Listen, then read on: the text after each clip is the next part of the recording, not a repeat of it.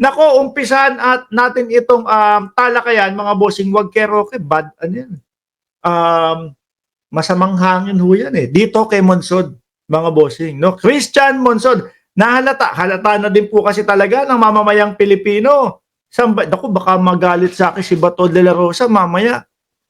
Pag-uusapan natin yan. Baka magalit si Bato de la Rosa kasi ayaw niya na tinatawag natin na taong bayan. Ayaw niyang ginagamit natin yung gusto niya. Sila lang ho, mga bossing. No? Hindi.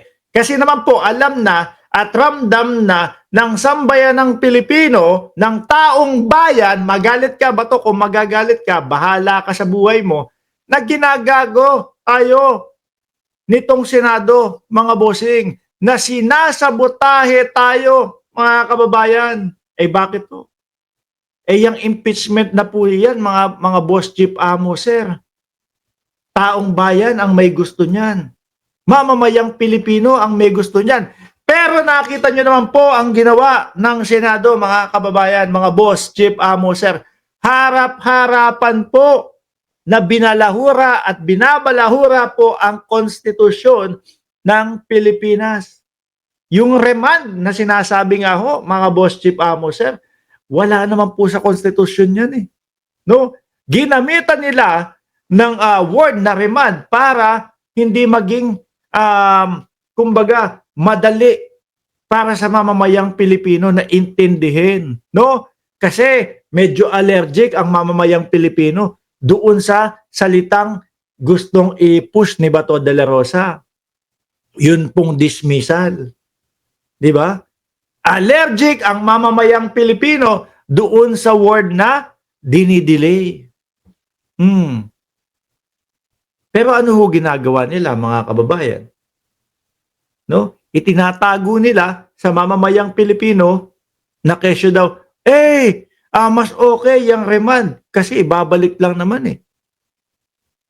Hindi naman talaga dismissal. Yan na din yan, Bato de la Rosa. Tinatry nyo, sinusubukan nyo na unti-untiin ang sambayan ng Pilipino. Ano po sabi ni Monsod dito? Senate's job is to hold impeachment trial, not determine constitutionality. Alam niyo po kung ano ginawa nila doon sa Congress? Binalik nila yung impeachment, di ba? Na ang sinasabi po ng isa sa senadora natin na si Grace po, na dapat tanong lang yan eh. Simpleng tanong lang sa kanila yan. At yung pagpapasa nga ng impeachment, ibig sabihin yan, yun na. Yung kumpirmasyon ng Kongreso na seryoso sila sa gustong mangyari sa impeachment trial. Tapos, ibabalik ng Kongreso, babalik ng Senado. Uulitin, tatanungin, umaasa ang Senado na baka kasi sagutin tayo ng Congress na hindi na sila interesado dito sa impeachment na ito. Ganun po ang ginawa nila. Sa madaling salita ho, mga kababayan, kung kayo dyan, araw-araw computer ang inyong kaharap, inando lang nila. Ando tayo, ulitin nyo, tanungin ulit natin. Ganun lang ho ulit, mga bossing. Na dapat, sabi nga po ni Senadora Grace po, dapat tatanungin lang yan eh. Pagkaklaro lang kung gusto pa nilang ituloy. Sasagot ba ang Congress? Ayaw po namin yan. No, hindi na po kami interesado. Hindi naman mangyayari yun eh. Hindi ho mangyayari. Dahil kita naman po natin kaliwat kanan na iinip ang Kongreso. Di po ba? Pinapaikot-ikot tayo ng 19th Congress na Senado, mga kababayan. Kaya hindi po natin masisisi yung mga kapwa natin Pilipino kung tawagin silang pinakabasura na Senado sa kasaysayan ng Pilipinas.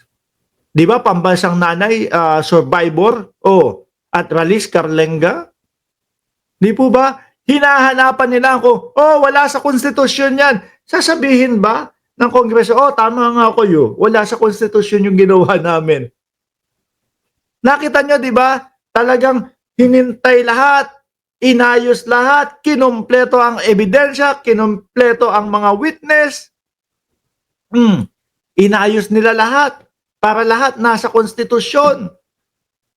Tapos gagawan lang ng paraan, sasabihin nung Senado, biruin nyo.